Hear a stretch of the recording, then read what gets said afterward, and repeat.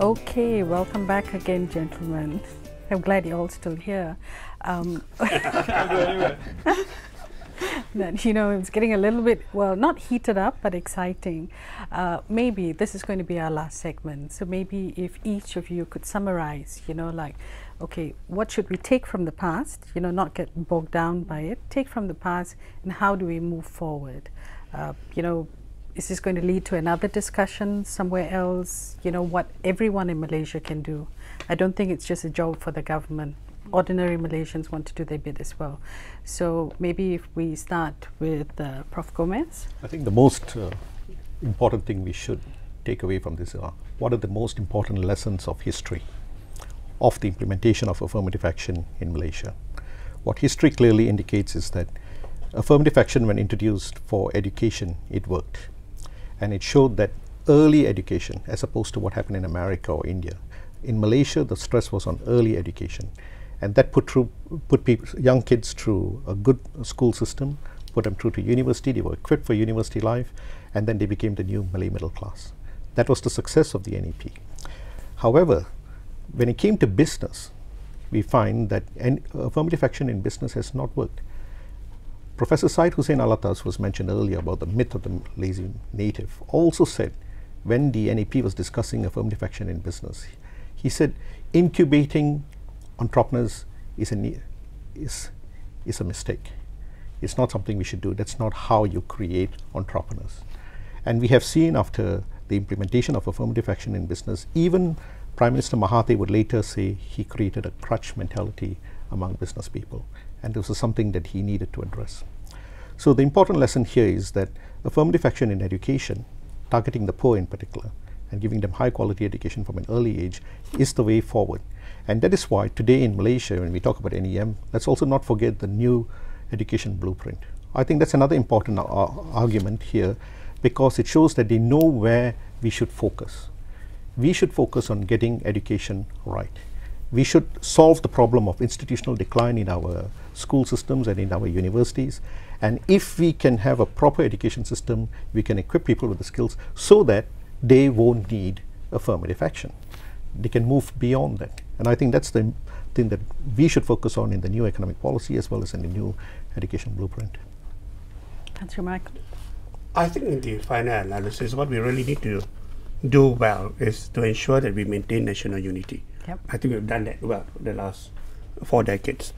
We need to also take into account that we are in a globalized age, that with the impact of globalization and regionalization, our national competitiveness needs to be improved.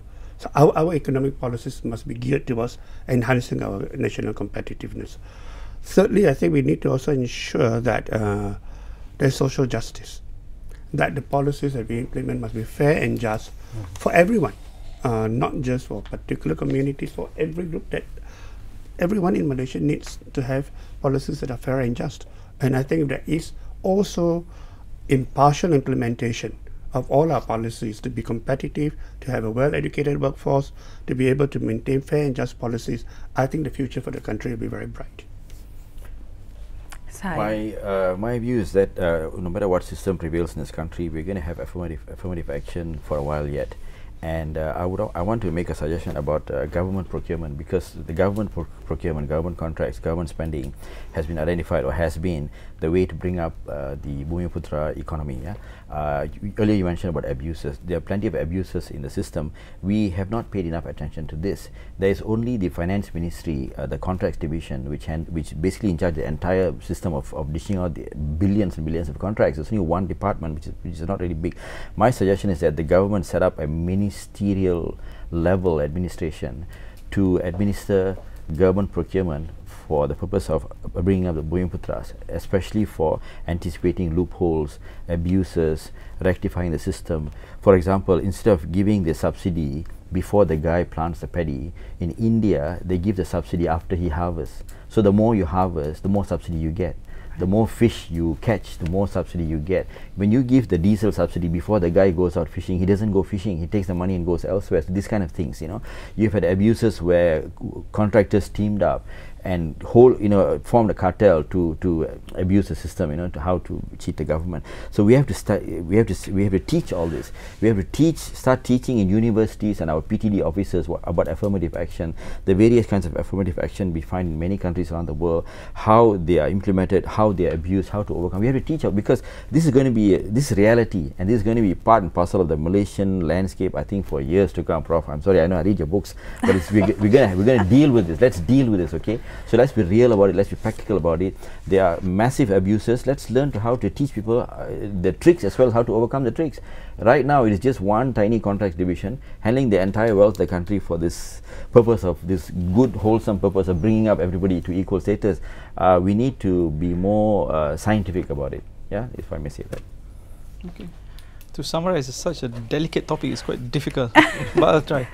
Affirmative action and NEP, in particular NEP, to me it works because it gives us national unity, peace and stability, which Tan Sri Lee or SPCL said, the country prospers. Everybody prospers. That's one. And second, because of market imperfections, historical issues, you still need affirmative action. But it has to be used selectively, and all the leakages, implementation has to be monitored. That's true. That's two. Number three, you cannot have economic policy in isolation. You need supplementary policy. In education, do you want study together? Social issues, that has to be together, taken into account to achieve this unity. Number four, which is I think the most critical, what we need is to discuss this, and for us to have, like Professor Hitchman said during the public lecture last month, to have apathy, which means I feel, if I'm in your shoes, then I feel. Now what is yours is yours, what is mine is mine. Sometimes I want to take yours. I think that is not correct. What Tan Sri said is very, very important.